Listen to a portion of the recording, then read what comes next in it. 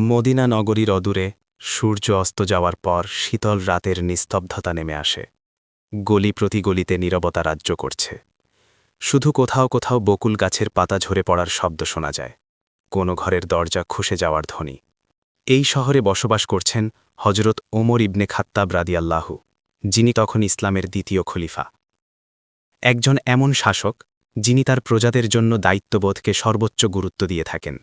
প্রজাদের কল্যাণ নিশ্চিত করতে তিনি রাতের আধারে বেরিয়ে পড়তেন, কারণ তিনি বিশ্বাস করতেন যে প্রজাদের দুঃখ জানে না সে সত্যিকারের নেতা নয়। আজও সেই রাতে ওমর রাদিয়াল্লাহু তার বিশ্বস্ত সহচর আসলামকে সঙ্গে নিয়ে মদিনার অল্প আলোয় ঘেরা অলিগলি দিয়ে হাঁটছিলেন। তিনি শুধু হাঁটছিলেন না, বরং প্রজাদের জীবনযাত্রা, তাদের দুঃখ, তাদের ন্যায় বিচার সবকিছু নিজের চোখে দেখার চেষ্টা করছিলেন। হজরত ওমর রাদিয়াল্লাহুর মনে ছিল এক অদম্য শোকান্ত বাসনা, আমার প্রজাদের কেউ ক্ষুধার্ত থাকলে আমি তাদের দায়বদ্ধ। এই বিশ্বাসই তাকে নীরব রাতে ঘুমের অস্থিরতা উপেক্ষা করতে বাধ্য করেছিল। আসলাম, যিনি ওমর রাদিয়াল্লাহুর সাথী, তিনি সচরাচর হতাশ হয়ে বলতেন, হে খলিফা, রাতের এই সময় হাঁটাচলা ঝুঁকিপূর্ণ, বিশ্রাম নিন। কিন্তু ওমর রাদিয়াল্লাহু আসতেন না, কেবলই বলতেন, আসলাম, যারা ঘুমায় তাদের নিশ্চয়তা নেই, যারা কাঁদে তাদের কেউ শুনছে কিনা সেটাই গুরুত্বপূর্ণ।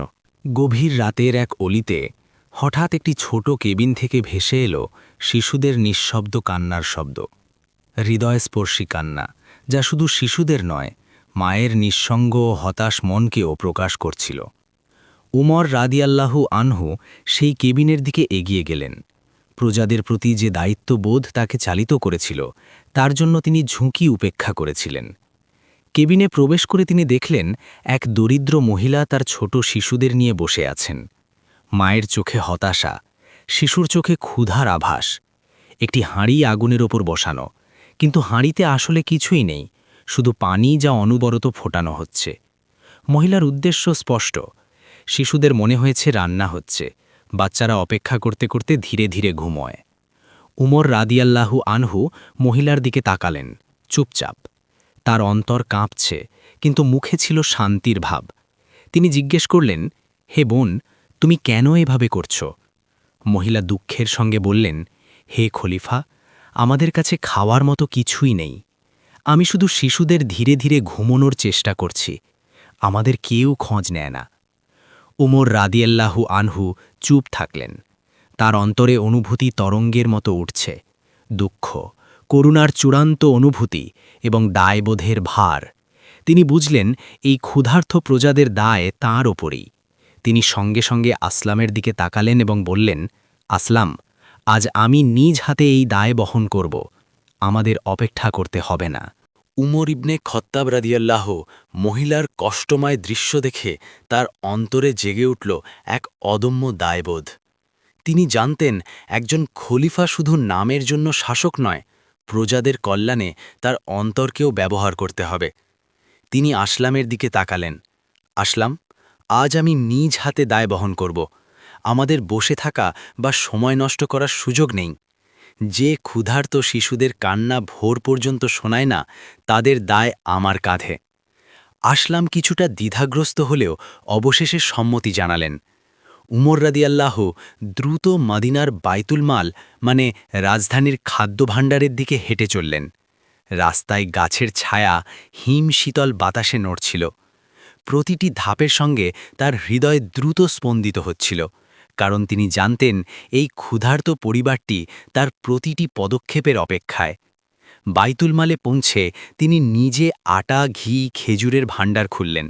শ্রেণীবিন্যাস করা বস্তা থেকে খাবার সংগ্রহ করতে লাগলেন। আসলাম সাহায্য করতে চাইলেন, কিন্তু উমর রাদিয়াল্লাহু নীরবভাবে বললেন, কিয়ামতের দিন কি তুমি আমার দায় বহন করবে? আজ আমি নিজে বহন করব। প্রজাদের দায় শাসকের হাতে, এটি শুধু দায় নয়, ঈমানের পরীক্ষা। বস্তাগুলো হাতে নিয়ে তিনি নির্ধারিত ঘরের দিকে রওনা হলেন। মহিলার চোখে উমর রাদিয়াল্লাহুর উপস্থিতি দেখে প্রথমে ভয়, তারপর বিস্ময়। তিনি নিজের কণ্ঠে জিজ্ঞেস করলেন, তোমরা কি ভেব, কেউ তোমাদের দেখছে? উমর বিনম্রভাবে বললেন, দেখছে, আল্লাহ সব দেখছেন, আর আমি আজ তোমাদের পাশে এসেছি। আমার পরিচয় গুরুত্বপূর্ণ নয়, তোমাদের ক্ষুধা মেটানোই মূল উদ্দেশ্য। মহিলা হতভম্ব হয়ে চুপ রইলেন। শিশুরা আশ্চর্য চোখে নতুন অতিথির দিকে তাকাল। উমার রাদিয়াল্লাহু আনহু নিজে হাতে আগুন জ্বালালেন, পানি গরম করলেন, আটা মেখে রুটি বানাতে শুরু করলেন। শিশুরা প্রথমে অবাক, পরে উৎসুকভাবে তাকে দেখছিল। মহিলা কেঁদে বললেন, আমরা তো কখনো আশা করিনি যে আমাদের শাসক নিজেই আমাদের জন্য কাজ করবেন। উমার রাদিয়াল্লাহু আনহু বিনম্রভাবে উত্তর দিলেন, একজন খলিফা কখনো তার প্রজাদের দুঃখ অজানা রাখে না। আমি শুধু আল্লাহর দায়িত্ব পালন করছি। রাত গভীর হতে থাকলেও উমার রাদিয়াল্লাহু আনহু থেমে থাকলেন না। তিনি নিজ হাতে শিশুর জন্য রুটি ভাঙলেন, পানি দিয়ে দুধ তৈরি করলেন। শিশুরা যখন ক্ষুধা মেটিয়ে হাসতে হাসতে খেতে লাগল, মহিলার চোখে আনন্দের অশ্রু ঝরে পড়ল। উমার রাদিয়াল্লাহু আনহু সন্তুষ্টি অনুভব করলেন, কিন্তু তিনি কাউকে জানাননি যে তিনি মুসলিম বিশ্বের খলিফা, কারণ তার জন্য পরিচয় নয়, সেবা গুরুত্বপূর্ণ। রাতের নীরবতা আবার ছায়ার মতো নেমে এলো। শিশুরা শান্তি পেল, মা শান্তি পেল। উমার রাদিয়াল্লাহু আনহু জানতেন, এই ক্ষুদ্র মুহূর্তই প্রকৃত নেতৃত্বের পরিচয়।